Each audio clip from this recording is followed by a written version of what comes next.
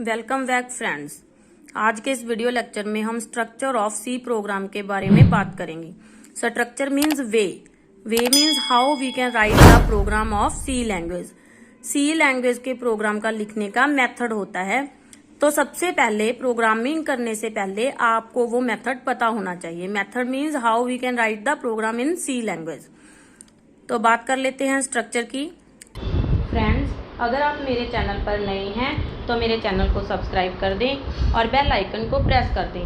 Documentation section, then link section, then global variable declaration, main function. Main function वो function होता है जो हमारे प्रोग्राम में कंपलसरी होता है। मेन फंक्शन से ही हमारा प्रोग्राम स्टार्ट होता है और मेन फंक्शन पे ही हमारा प्रोग्राम एंड होता है। किसी भी प्रोग्राम की एग्जीक्यूशन मेन से ही स्टार्ट होती है और मेन पर ही खत्म होती है। मेन, इसके साथ हम क्या लगाएंगे, पेरेंथेसिस। ये हमारी बॉडी स्टार्ट हो रही है प्रोग्राम की, opening braces, then closing braces, और ये हमारे प्रोग्राम की बॉडी है। यहाँ पर हम अपना प्रोग्राम का लॉजिक डिफाइन करते हैं और लोकल वेरिएबल डिक्लेरेशन करते हैं। देन मेन से बाहर हम क्या लिखेंगे, user defined function. User defined function optional होते हैं। यू कैन राइट, आप लिख भी सकते हो और आप छोड़ भी सकते हो। Let's discuss all about these topics one by one. Documentation section. Documentation section हम सबसे ऊपर लगाते हैं। देखिए स्ट्रक्चर में मैंने यहाँ क्या लिखा है, डॉक्यूमेंटेशन सेक्शन, ये सबसे ऊपर लिखा है। तो जब भी हम डॉक्यूमेंटेशन सेक्शन यूज करेंगे उसको हम सबसे ऊपर यूज करेंगे। डॉक्यूमेंटेशन सेक्शन ऑप्शनल होता है। ये वो पार्ट होता है प्रोग्राम का जो सिर्फ यूजर की अंडरस्टैंडिंग के लिए लगाया जाता है। It is optional and used for comment section. ये कमेंट सेक्शन के लिए यूज किया जाता है। डॉक्यूमेंटेशन सेक्शन में हम कमेंट लाइंस लिखते हैं। कमेंट लाइंस क्या होती हैं? Comment lines not executable lines होती हैं, नॉट रीड बाय कंपाइलर। वो लाइंस जिनको हमारा सी का कंपाइलर रीड नहीं करता उनको हम क्या बोलते हैं, कमेंट लाइंस। इन लाइंस में हम जैसे हमारे प्रोग्राम का नाम लिख दिया, कौन सी डेट को प्रोग्राम बना है वो लिख दिया, प्रोग्राम किसने बनाया है यूजर का नाम लिख दिया, और कौन सी चीज हम कहाँ यूज कर रहे हैं ये लिख दिया। ये सब हम कमेंट लाइंस में लिखते हैं। देखिए कमेंट लाइंस हमारे पास 2 टाइप्स की होती हैं, सिंगल लाइन कमेंट और multi line comment. Single line comment का सिंटैक्स क्या होता है, सिंटैक्स मींस स्ट्रक्चर क्या होता है, उनको लिखने का तरीका क्या है। डबल बैकस्लैश सिंबल डालेंगे, देन आप कोई भी लाइन लिख दो। जैसे मैंने लिख दिया, write a program to add 2 numbers. अब ये वो लाइन है जिसको कंपाइलर रीड नहीं करेगा। This line is used only for user understanding.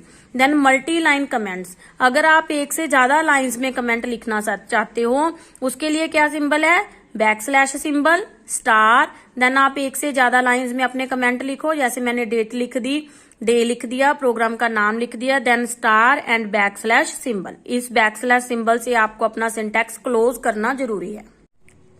Next हमारे आ जाते हैं pre processor directives. Second part जो हमारा होता है वो होता है प्री प्रोसेसर डायरेक्टिव्स। ये हमारा सिंटैक्स था। यहाँ पर मैंने क्या लिखा था, लिंक सेक्शन। लिंक सेक्शन में हम क्या लिखते हैं, हमारे pre processor directives. Pre processor directives compulsory section होता है। ये प्रोग्राम का वो पार्ट होता है जो लिखना जरूरी है, इसके बिना हमारा प्रोग्राम नहीं बनता। प्री प्रोसेसर डायरेक्टिव सेक्शन में हम 2 थिंग्स लिखते हैं, one is link part and second is define part. Link part, अब लिंक पार्ट में हम क्या लिखते हैं, हेडर फाइल्स। हेडर फाइल्स क्या होती हैं, हेडर फाइल्स वो फाइल्स होती हैं जिनमें इनपुट आउटपुट फंक्शन की डेफिनेशन स्टोर होती है। आई मीन आपने अपने फंक्शन में कोई, अपने प्रोग्राम में कोई इनपुट फंक्शन यूज किया, कोई आउटपुट फंक्शन यूज किया। अब सी के कंपाइलर को कैसे पता लगेगा कि कौन सा इनपुट फंक्शन है, कौन सा आउटपुट फंक्शन है, किस फंक्शन ने क्या काम करना है, वो कहाँ से पता लगेगा उसको, हेडर फाइल्स में। बिकॉज हेडर फाइल में उन इनपुट आउटपुट फंक्शंस ने जो भी काम करना होता है वो स्टोर होता है। तो इसको लिखना कैसे है, इसका सिंटैक्स क्या है, सबसे पहले हम hash include studio dot H. Hash क्या है हमारा, प्री प्रोसेसर। इंक्लूड क्या है हमारा, कीवर्ड। स्टूडियो डॉट एच क्या है, हमारी header file. Hash pre processor studio.h header file को हमारे प्रोग्राम में इंक्लूड कर देता है, I mean हमारे प्रोग्राम में लिंक कर देता है। अब जब भी हम कोई इनपुट फंक्शन कोई आउटपुट फंक्शन यूज करेंगे तो सबसे पहले हमारा प्रोग्राम हमारी हेडर फाइल से लिंक होगा। तो इस studio.h से ही कंपाइलर को पता चलेगा कि इनपुट फंक्शन और आउटपुट फंक्शन इन्होंने क्या वर्क करना है। देन नेक्स्ट हमारे पास आ जाता है ग्लोबल वेरिएबल डिक्लेरेशन सेक्शन।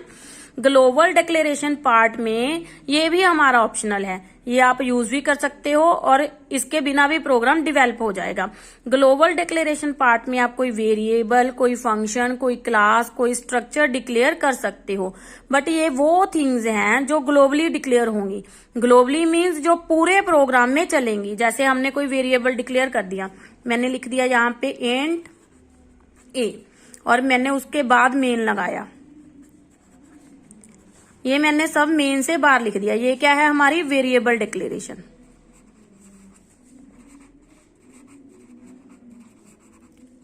तो यहाँ पे ए हमारा क्या है, ग्लोबल वेरिएबल है। ए की हम जो भी वैल्यू देंगे वो मेन के अंदर भी वर्क करेगी और मेन के बाहर भी वर्क करेगी। तो ये क्या है, हमारा ग्लोबल डिक्लेरेशन। ये हम मेन के बाहर लिखते हैं।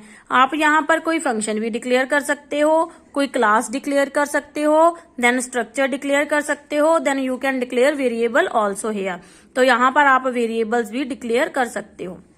नेक्स्ट हमारा आ जाता है मेन। ये हमारा मेन फंक्शन है। मेन फंक्शन एक यूजर डिफाइंड फंक्शन होता है। मोस्टली स्टूडेंट्स इसमें कंफ्यूज हो जाते हैं कि मेन हमारा यूजर डिफाइंड फंक्शन है या प्री डिफाइंड फंक्शन। मेन एक यूजर डिफाइंड फंक्शन है। यूजर डिफाइंड फंक्शन वो होते हैं जिनकी जो भी बॉडी होती है वो यूजर डिवेल्प करता है। ये हमारे पास खाली है, इसमें जो भी प्रोग्राम होगा वो हम खुद बनाएंगे। That's why it is called user defined function. और यहाँ पर हमने क्या लगाया है, वॉइड। वॉइड क्या है, हमारी रिटर्न टाइप। रिटर्न टाइप का मतलब होता है आपकी कौन सी आउटपुट आएगी, जो भी आउटपुट आएगी उसकी टाइप क्या होगी। वॉइड का मतलब क्या है, खाली। इसका मतलब होता है कि हमारा प्रोग्राम जो भी आउटपुट आ रही है वो रिटर्न नहीं कर रहा। हमारा प्रोग्राम कोई भी आउटपुट रिटर्न नहीं करेगा, वो सिर्फ डिस्प्ले कराएगा। That's why it is called void. तो यहाँ पर आप वॉइड की जगह इंट, कैरेक्टर, फ्लोट कुछ भी लगा सकते हो, वो आपकी मर्जी है। Then every program execution always start from main and ends at main। Program की जो भी एग्जीक्यूशन होती है वो मेन से ही शुरू होती है और मेन पर ही खत्म होती है। मेन हमारे प्रोग्राम का वो पार्ट है जो लगाना आपके लिए कंपलसरी है, इसके बिना आपका प्रोग्राम डेवलप नहीं होगा। अब हम हेलो मैसेज प्रिंट करने का एक प्रोग्राम रन करेंगे, एक प्रोग्राम राइट करेंगे। सबसे पहले हम लिखेंगे कमेंट सेक्शन। यहाँ पर मैंने लिख दिया सोनिया, यूजर का नाम क्या है, सोनिया। और मान लीजिए मैं 13 अक्टूबर को इस प्रोग्राम को डेवलप कर रही हूँ, तो यहाँ पर मैंने क्या लिख दी, हमारी डेट लिख दी। नाउ नेक्स्ट कमेंट सेक्शन में मैंने लिख दिया write a program to print hello message. हम एक प्रोग्राम बना रहे हैं जिसमें हम हेलो मैसेज प्रिंट करवाएंगे। नाउ हमारा नेक्स्ट इसके बाद क्या होता है, हमारा हेडर फाइल्स। हेडर फाइल्स कैसे लिखनी है, hash include studio.h। Next hash include conio.h। ये दोनों वो हेडर फाइल्स हैं जिनमें इनपुट आउटपुट फंक्शन की डेफिनेशन स्टोर होती है। कुछ इनपुट फंक्शन की डेफिनेशन स्टूडियो में स्टोर होती है और कुछ की डेफिनेशन कोनियो में स्टोर होती है। दोनों फाइल्स लगानी आपके लिए कंपलसरी हैं। इसके बिना और भी बहुत सारी हेडर फाइल्स होती हैं, जैसे math.h अगर आप कोई मैथ का फंक्शन करना चाहते हो, string.h जो आप कोई स्ट्रिंग का फंक्शन करना चाहते हो। बहुत सारी हेडर फाइल्स होती हैं। जैसे जैसे आप प्रोग्राम करते जाओगे वैसे वैसे आपको इनके बारे में नॉलेज होती जाएगी। Now we have to write main function. मैंने यहाँ पर क्या कर दिया, मेन फंक्शन वॉइड मेन। देखिए अब मैंने क्या कराना है, हेलो मैसेज प्रिंट करवाना है। तो हेलो मैसेज स्क्रीन पर प्रिंट कराएंगे हम। स्क्रीन पर हेलो मैसेज प्रिंट कराने के लिए हम कौन सा आउटपुट फंक्शन यूज करेंगे, प्रिंट एफ।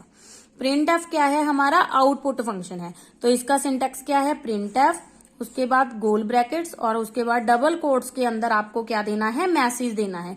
जैसे मैंने हेलो मैसेज देना है तो डबल कोट्स के अंदर मैंने क्या लिख दिया, hello. Now we have to close the braces. ये हमारी ओपनिंग ब्रेसेस हैं और ये हमारी क्लोजिंग ब्रेसेस है। हमको क्लोजिंग ब्रेसेस लिखनी ही है, राइट करनी ही है, इसके बिना हमारे प्रोग्राम की बॉडी क्लोज नहीं होगी। प्रिंटएफ फंक्शन क्या करेगा, हेलो मैसेज को हमारी स्क्रीन पर प्रिंट कराएगा। देन प्रोग्राम हमने राइट कर लिया। अब हम इसके बारे में समझेंगे। तो ये हमारे क्या होते हैं, पेरेंथेसिस। पेरेंथेसिस क्या होते हैं, जो हमारे मेन की बॉडी को स्टार्ट करते हैं उसको हम क्या बोलते हैं, पेरेंथेसिस। और ये क्या है, हमारी ओपनिंग ब्रेसेस। ये क्या है, हमारा प्री प्रोसेसर। आपको पता ही है, पहले भी मैंने बताया, ये हमारा क्या है, प्री प्रोसेसर। इंक्लूड क्या है, कीवर्ड है। conio.h क्या है, हेडर फाइल है। अब conio.h आपके प्रोग्राम में ऐड हो गई। प्रिंटएफ फंक्शन की लिंकिंग होगी stdio.h और conio.h से। प्रिंटएफ फंक्शन क्या है, एक आउटपुट फंक्शन है। प्रिंटएफ फंक्शन ने क्या काम करना है, इसके बारे में कंपाइलर को कहां से पता लगेगा, हेडर फाइल से। तो हेडर फाइल एक लिंक सेक्शन पार्ट है। जब हमारे प्रोग्राम में इनकी लिंकिंग होती है तो हमारे प्रोग्राम की एग्जीक्यूशन होती है। तो आज हमने क्या सीखा, आज हमने सीखा कि हमारे प्रोग्राम का स्ट्रक्चर क्या होता है, हमारे प्रोग्राम का लिखने का तरीका कौन सा होता है। नेक्स्ट वीडियो में हम इस प्रोग्राम को अपने को टर्बो सी कंपाइलर पर रन करेंगे। अगर आपने टर्बो सी कंपाइलर इंस्टॉल करना है और आपने समझना है कि उसको कैसे डाउनलोड और इंस्टॉल किया जाए, तो इस पर मैंने एक अलग से वीडियो बना रखा है, आप मेरा वो वीडियो देख सकते हो। उसका लिंक मैं डिस्क्रिप्शन बॉक्स में डाल दूंगी।